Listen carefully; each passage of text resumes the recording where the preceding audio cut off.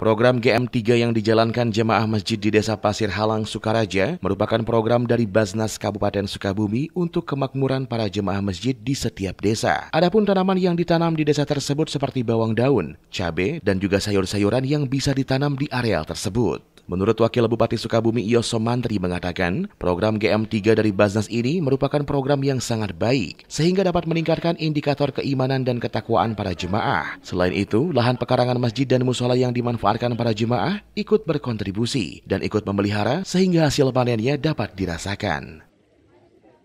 Nah, perekonomiannya ditopang dengan menanam sayuran-sayuran di sekitar masjid atau musola, sehingga para jemaah yang beribadah ini semuanya ikut berkontribusi, ikut nyiara lah gitu katakan si tanaman-tanaman tersebut, sehingga hasil panennya ini bisa bersama.